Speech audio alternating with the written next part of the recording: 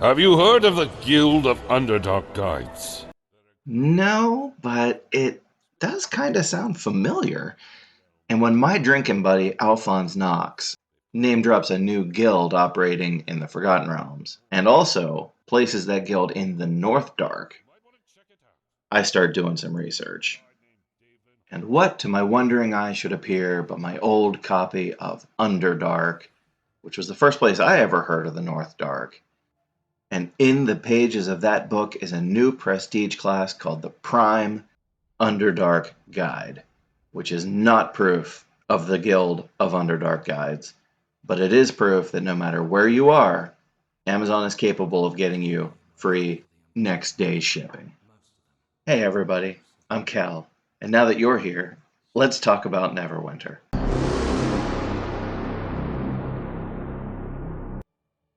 So how about you? Have you heard of the Guild of Underdark Guides, or is that just a Neverwinter thing?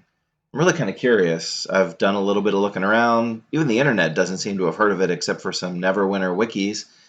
So drop a comment if you've actually heard of the Guild of Neverdark Guides as a Dungeons and Dragons thing and not just a Neverwinter thing. And so here we are exploring the Whispering Caverns with the Guild of Underdark Guides that need our help because they're not adventurers, they're guides in one of the most dangerous places in the Forgotten Realms. And if there's a better place to rack up your frequent adventurer miles, I'm having a hard time imagining where that might be. This is another sprawling adventure zone that Jewel of the North trimmed down quite a bit, but there is so much territory to cover in the Whispering Caverns that even trimming it down just kind of moves it from someplace like the size of the United States to like the size of Texas. And if you've ever been to Texas, you know that wherever you are, you're 3 hours from the next town in Texas. Shout out to all my friends in Texas, by the way. At this point in my life, I think I know more people in Texas than I do in my home state. Love you guys. So what surprises me is that after Whispering Caverns was shrunk from absolutely monolithic in size to just really honkin' big, the decision was made to keep these two intro quests where you basically just run around and get some mushrooms and then go kill some drow. At least the mushroom quest I would have thought would have gone away. I mean, they got rid of Madam Shoosh. Justice for Madam Shoosh! But they still saw fit to keep the mushroom quest.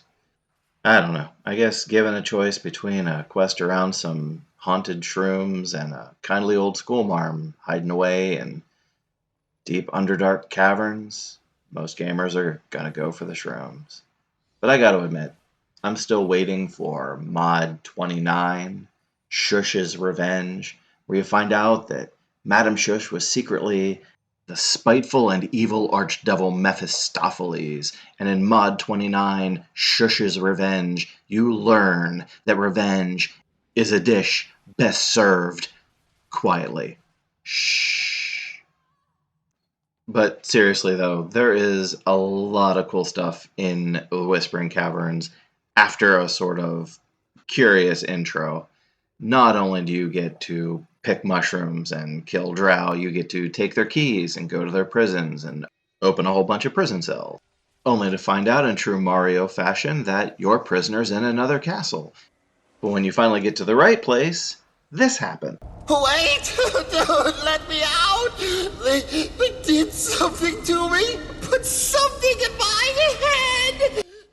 I mean, we're not talking David Fincher 7 here, but we're in some serious Cronenberg territory with this one.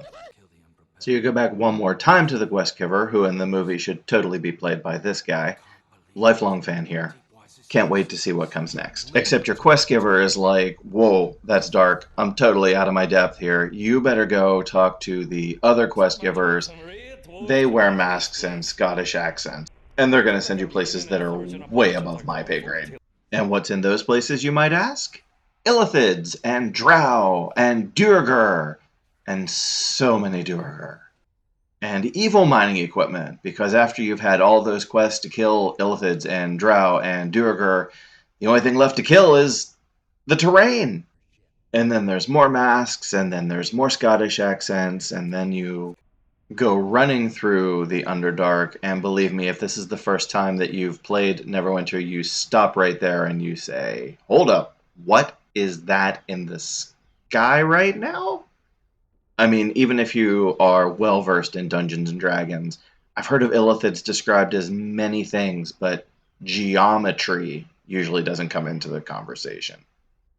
Did I come to like it? Yeah, I did. Did it scream illithid the first time I saw it? No. No, it did not. Then you return to the place where you kill everything on two legs and pick up everything you can find, because it's all part of a different quest. And you've got like 3 quests, and they're all to gather multiple things, and you got to do all of them before you can go on and kill something that isn't a dwarf.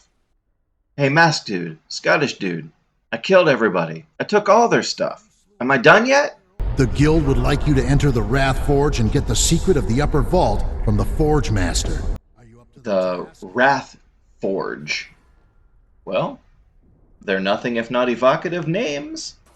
And then we're off to kill the Master of the Wrath Forge. And I gotta say, going through this dungeon, I know I've complained a lot about how Tyranny of Dragons was gutted and just not treated well when Jewel of the North came out, and the entire campaign that was the face of Neverwinter, it was the face of the 5th edition of the game, was turned into just a series of quests that were scaled to make them artificially more difficult. Not a big fan of that, but every time I run through this dungeon, I'm grateful that I don't have to do this on a regular basis, because this was one of those repeatable quests that you had to go through to get some campaign currency, and when you were done, it just meant it would be a couple more days and then you would do it again. This one in particular just felt endless. Doing it as a significant part of the Whispering Caverns, that's really cool. It lives up to it. It feels the right weight. It's good, but as just a every couple days you do this to get some campaign currency for Tyranny of Dragons, man, that was when I started to feel total agreement with all the complaints out there about recycled content. All right, and here we are. We have fought our way all the way to the gates in front of the Master of the Wrath Forge, and like so many villains in computer games, the lever to get in is on your side of the door. I've never gotten my brain around that whole idea, but hey, there it is. It's a trope. They do it. And now we're going to fight the Master of the Wrath Forge. We're going to take him out, and we're going to move on. And instead of killing Drow and Duergar and Illithid, well, really, we're just going to keep doing that.